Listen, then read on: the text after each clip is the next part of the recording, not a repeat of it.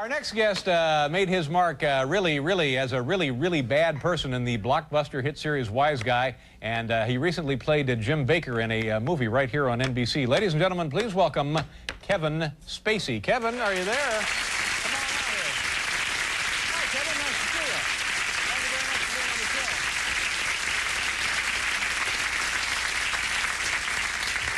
Now, tell me a little bit about this Wise Guy. How long were you on the show? They do a series of arcs, and I did 9... Series of arcs? Arcs. Arcs. Not an arc. But, arc? Yeah, they do a storyline of like 11 episodes or 9 episodes or 7 episodes of each storyline, and I was in one that lasted 9. Right. And then they killed me. And you're saying, the word you're saying is spelled how? A-R-C. Congratulations. Thank you. I've not heard that term applied to... Arc, I think they actually invented it. Yeah. It was a new thing. And it's, you were the villain. And what made you so bad? What did you do? Aside from shooting drugs up between my toes, I was having a kind of suggestive relationship with my sister. Oh, God. See, why did I ask this? I just should have, with the spelling bee, I was doing much better. Yeah. And so now you're done with that, right? I'm done with that. All They over. Killed me. Oh, okay. Yes. God. I'm sorry. That's all right. So how's your summer going? Everything My summer's all right? going great. Yeah, what are you doing? Riding my bike around the city. Yeah, you live in town here? Yeah. You know, going to the Mandela ticker tape parade. All right.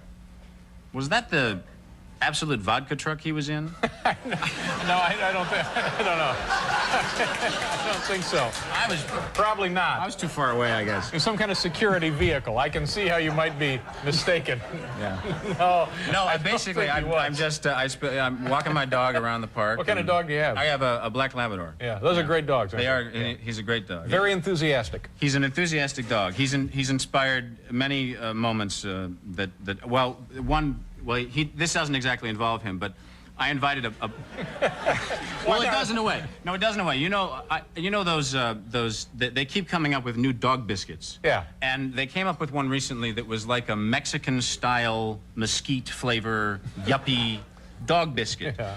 And I invited a bunch of people over to watch the Academy Awards, and we had like a little food, table that we'd set up, a little buffet. Snacks, treats, and a friend of mine came over early, and we thought, wouldn't it be fun? Because this package is a little unusual. It's not a normal dog package. It sort of has a dog in a Mexican hat. It's a little strange. Yeah. So we put it out, and we thought, wouldn't it be interesting to see if anybody actually, sampled the dog biscuit. Yeah. But I thought if anybody even smelled it, that they would know immediately. They smell like liver or something. Well, usually. if your tomatoes got hard, this is what it would have been like. Yeah. I mean, ugly, it was awful. Yeah. And about halfway through the Academy Awards, I laughed at something that Rob Lowe did, and then I turned and I looked at her, and this girl who I had just met, it was a girlfriend of a friend of mine. She had her hand in the box, and I thought, well, now she'll smell it, and it won't. But she ate it. Ooh, man. Wow. And I couldn't bring myself to say anything because she seemed to be enjoying it. So it was still in the dog biscuit container. If you'd read it, it said dog biscuit. If you smelled it, you would have thought you were at a pound. I mean, I would have thought that the poodle and the sombrero would have been a tip, too, as you say. She was nibbling. Yeah. They broke up after that. Good for them. Something about fleas. Did you, when you first started out, did you have trouble? And I guess actors always have trouble getting parts, good parts that they really want. Yeah. We'll do just about anything to get noticed when we're first starting out. There was something that I did that when I was at Juilliard. I came to New York 10 years ago to go to school, and I was in my second year at school, and I was getting kind of anxious to work professionally, and so I started doing what actors do. I wrote letters to casting directors and invited them to the play, and you want to try to appear not so serious, you want to, I have a sense of humor, and so at the end of what was sort of a typical letter, I said, P.S., if you don't come and see the play, I'm going to try to kill the president. Ah! Well... A little kicker there. A little... Well, the casting director I sent this to, either we didn't have the same sense of humor or she was a Republican, because she turned it over to the Secret Service. Yeah.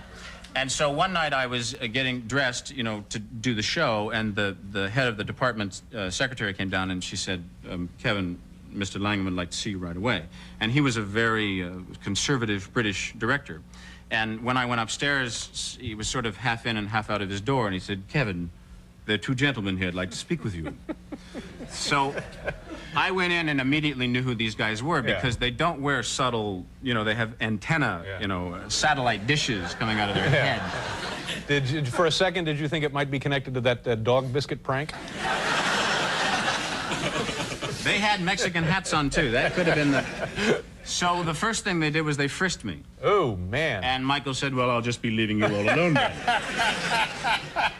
And I'm telling you, I spent an hour and a half with these guys who were very serious guys. Yeah. These, like, no sense of humor, these guys. Well, I think you can understand that. Well, yeah. I mean, it was a joke. Well, but I know, but... They had, I understood. I understood. And they sort of, you know, kept asking me lots of questions, and then I heard my heart pound and saw Rikers like this when he turned to his partner and said, "You want to read him his rights?" Oh, my God, it actually got that far. Got that far. So what had you told these guys before that? Well, I was trying to explain it was a joke, you know, and it was, I mean, but, you know, remember, I was there with sort of a half a beard on and makeup and a fat pad, so I looked like an assassin. I mean, they weren't taking me seriously. And I was trying to explain it, you know, in a sort of, this was a joke, and, you know, don't take it seriously, but they did for a while. And then they called the U.S. District Attorney, and it was cleared and it was okay, except they had to go investigate anyone who knew about this. And I had been living with this girl, and I had typed the letter on her typewriter. And so they went to interview her at like Friday on a 9 o'clock on Friday morning, and she was so nervous about them coming to interview that she'd gotten up at like 7 in the morning and cleaned everything in the house, anything that looked suspect. Marijuana poppy seeds up off the floor, I mean, everything. And she took one last look at the room when the doorbell rang, just to make sure that everything was okay, and she screamed because on the coffee table was the People magazine with Jodie Foster on the cover. She threw it out the window. Oh, man. That's a little peculiar. Now, It was odd. Now, do you think that periodically they're going to pull your card up out of the file again and come back and visit you? I hope not. No, I think this is the kind of thing that'll stay with you. It stays with you? Yeah, don't screw anything up. Yeah. Let's see. What are you doing this summer? Did we mention that? I'm just hanging out. Oh, good, good. Well, nice to see you. Thank you very much for dropping by. Pleasure meeting you. Kevin Spacey, ladies and gentlemen. We'll be right back.